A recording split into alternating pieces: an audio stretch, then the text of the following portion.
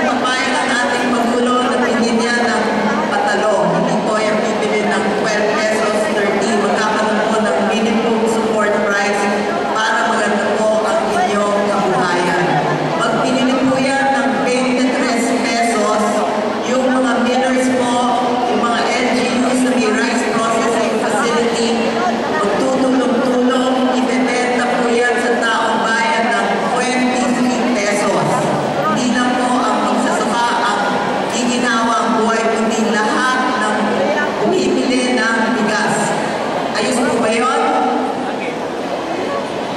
Kaya po ang aming panawagan, mahalin po natin ang mga certificate na ibinigay po sa atin, mga makatutulungan po ng aming credit program, ayusin po ng maayos ng dahil po sa gobyerno, kami po sa Kongreso, may programa po maganda at nakikita tumutulong ng ikot ng pera, mas pinopondohan po natin para hindi lang po sa Nueva Ecija po ginawang magsasaka,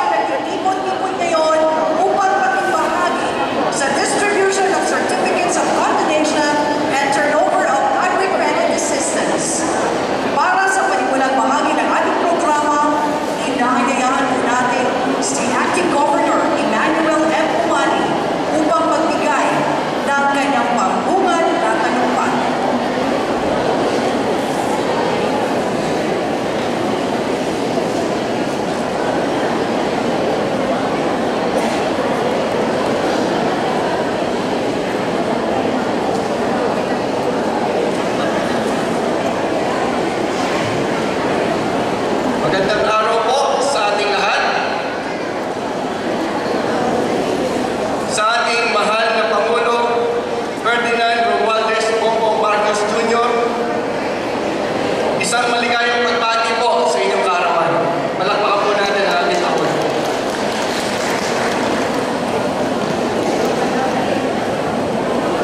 Sa ating mga kasamahan sa pamahalaan, sa pangunguna ng ating pong kalihim ng Department of Agrarian Reform, Secretary Conrado Estrella III, palakpakan po natin.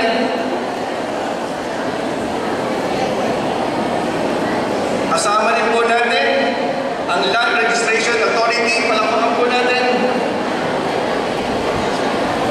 Ang Land Bank of the Philippines. Nandito rin po ang ating Regional Director ng Department of Agrarian Reform, R.D. James Arsenio Ponce. At siyempre po, mapalad po tayo, kapiling po natin, Congressman Ferdinand Alexander Marcos. Kasama po si Sir Simon Marcos.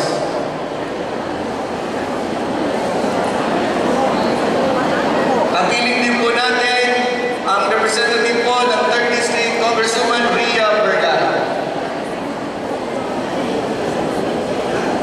At lahat po ng mga kinagawa ng iba't ibang ahensya at higit sa lahat sa ating magsasakang benepisyaryo ng reformang agraryo, magandang araw po sa ating lahat. Karangalan po namin na dito sa aming lalawigan ang napili ng mahal na Pangulo na magdiwang ng kanyang kaarawan.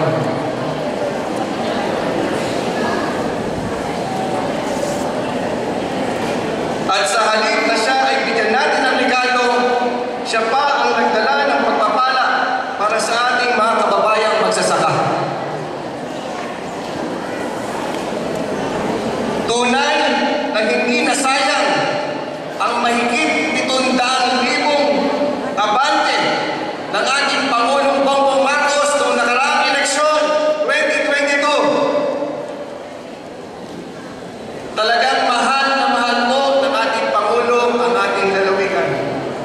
Ngayong araw, ipinagdiriwang din natin ang isang mahalagang hakbang sa pagkamit ng hustisya at kaunlaran sa pamagitan ng reformang agraryo.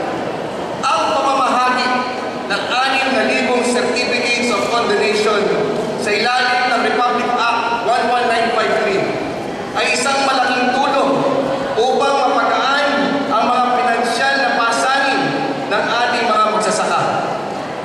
Ang kanilang kalayaan mula sa pagkakautang ay isang hakbang patungo sa mas maunlad na kinabukasan para sa kanilang pamilya.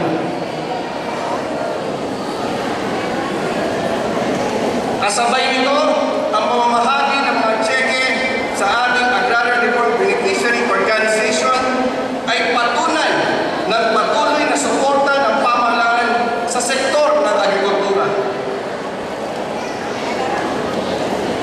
Sa mga programang pang-agri-credit, sinisiguro natin na may sapat na tulong at pondo ang ating magsasaka upang mapaunlad ang kanilang mga sakahan. Kahit may mga hamon, narito ang ating pamahalaan, handa at patuloy na sumusuporta dahil naniniwala tayo na ang agrikultura ang isa sa mga haligi ng ating ekonomiya. Ang araw na ito ay hindi lamang tungkol sa mga dokumento o tseke. Ito ay araw ng bagong pag-asa at pangakong masaganang bukas para sa ating mga magsasaka.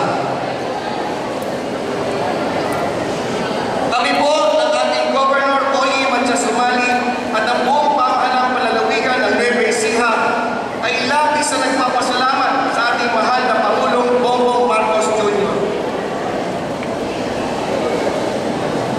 Sa patuloy niyang pagpaparamdam ng malasakit sa ating probinsya na tumatayong rice granary ng bansa.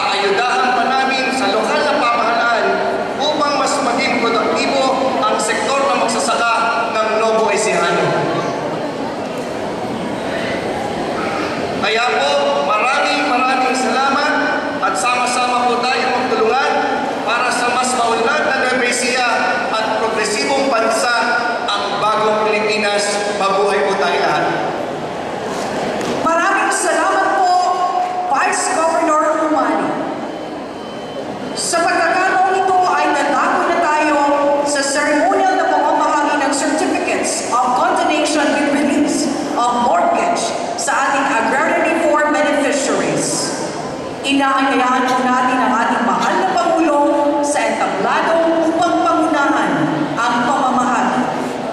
Inihiling din po natin sa ating kalihim, Secretary Conrado M. Estrada III na samahan ang ating mahal na Pangulo. Inaanyayahan din po natin ang mga beneficiary ng Certificates of Condonation with Release of Mortgage ay mula sa iba't ibang bayan ng Nueva Ecija. Tinatawagan po namin ang mga sumusunod na kumakatawan sa ating mga ARPs.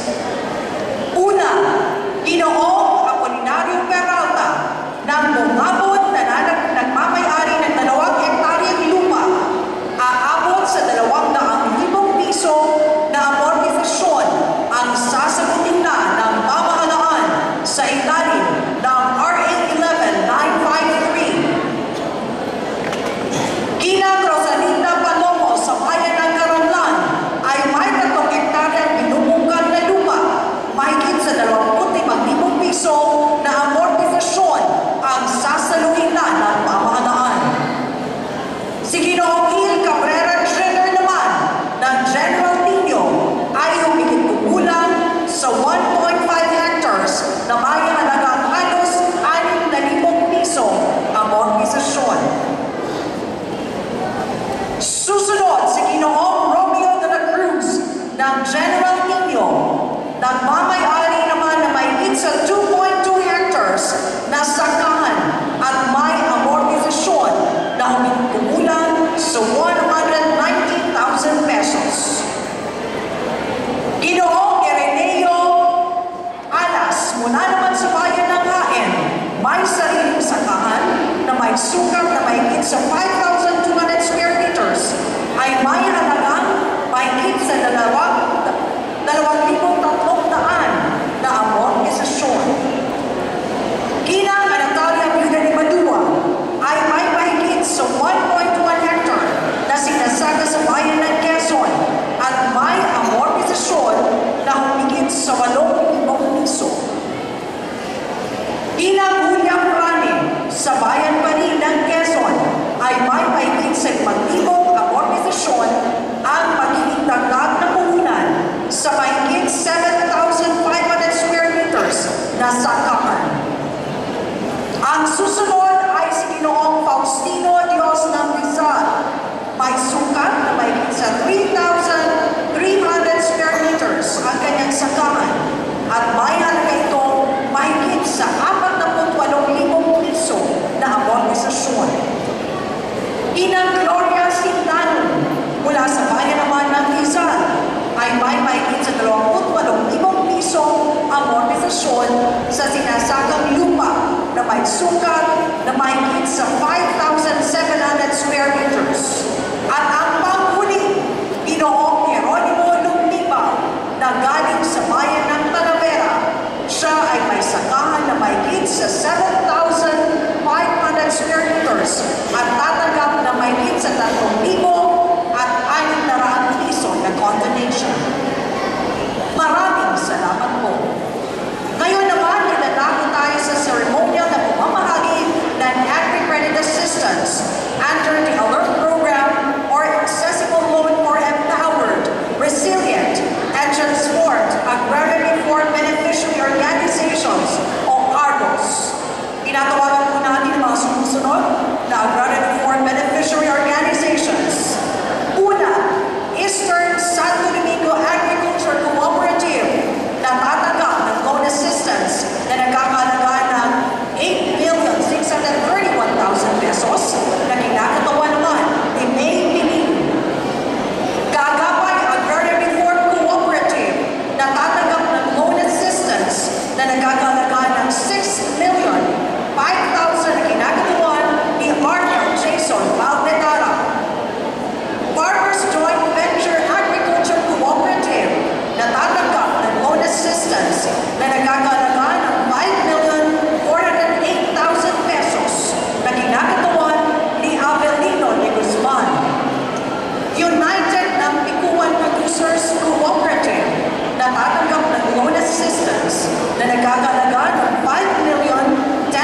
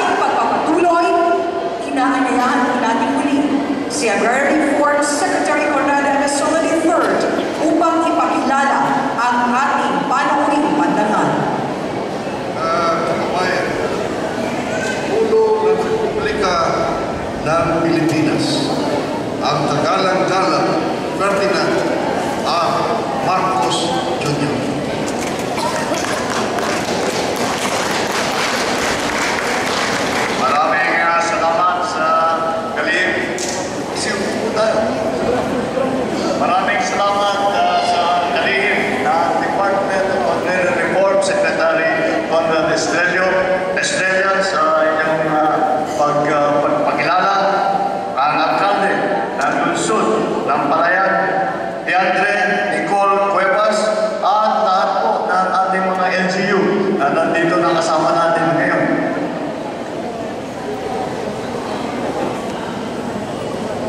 Ako,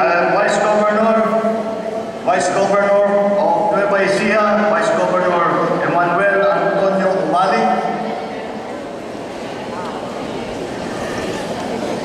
at mga minamahal kong kasama sa pamahalaan na nandito upang magbigay ng tulong sa ating mga programa, at ang pinakamahalaga sa lahat na nandito ngayon, ang pinaka-importante, kayo po, mga agrarian reform beneficiaries na ating binibigyan ng ating condonation at saka financial assistance. And anyway, dahil birthday ko po, sinamahan ko ng dalawang anak. At yung panganay ko po ay congressman na ito sa 1st District ng Ilocos Norte, Congressman Sandro Marcos. Ito naman isang anak ko, pangalawang anak ko, yung bunso ko, wala, may kasama yung kanyang mother. Kaya ang sumama sa akin, si Simon, na hinihina ko sa kanila sila. Si Sandro ay busy sa budget na yun. Dahil sa Kongreso, ito pa din ginagawa. Si Simon naman, nagtatrabaho sa malaking kumpanya at nakita ko sa opisina. Kaya sabi ko, magpakita kayo para makita ninyo, sumama kayo sa akin, makita ninyo kung ano talaga ang hinaharap ng ating mga magsasaka at ating mga agrarian reform beneficiary, para alam ninyo kung ano talaga ang pangangailangan sa iba't ibang lugar. Mga kapwa magagawa sa gobyerno, ladies and gentlemen, magandang tanghali po sa inyo lahat.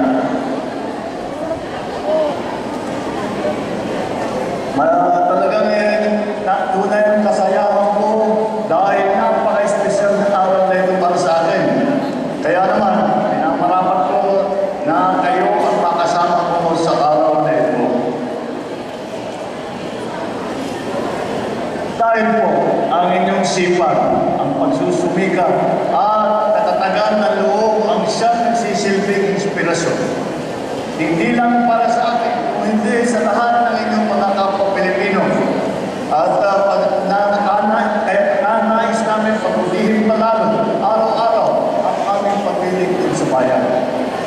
Kung kilala ang Nueva Ecija bilang rice bowl ng bansa, ito ay dahil sa inyong angking galing sa pagsasaka at sa inyong tibay sa kabila ng lahat ng pagsubok sa sektor ng agrikultura. Likas naman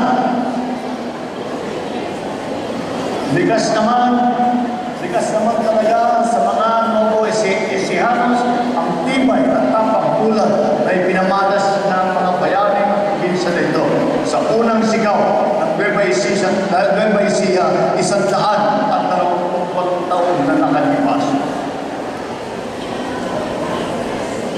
Ngayong araw na ito, ating pinagbubuni ang isang panlaban, hindi sa pagtitigma o hindi sa pagtitig nating paghaharap sa mga pagsubok sa buhay. Narito po kami ngayon upang suklian ang inyong sipag, ang inyong dedikasyon at determinasyon na isang munting handog na nawa ay makatulong na higit para sa inyong lahat at sa inyong mga pamilya. Simula ngayon, magbabago ang buhay ng 6,000 magsasaka dito sa inyong lugar. Ito po ay 6,000 dahil ito po ay 6,000 lang yung kasya dito. Pero 10,000 sa lahat-lahat ang makakatanggap ng tulong galing sa Department of Agrarian Reform. Dahil maghahanap po tayo ng halos 10,000 certificate of condonation with release of mortgage o yung aming tinatawag na POCRO sa mga benepisyaryo ng reformang pagsakahan sa Nueva Ecija sa ilalim ng New Agrarian Emancipation Act. Ibig sabihin nito, lagpas 207 napagkakautang ng mga benepisyaryo ng agrarian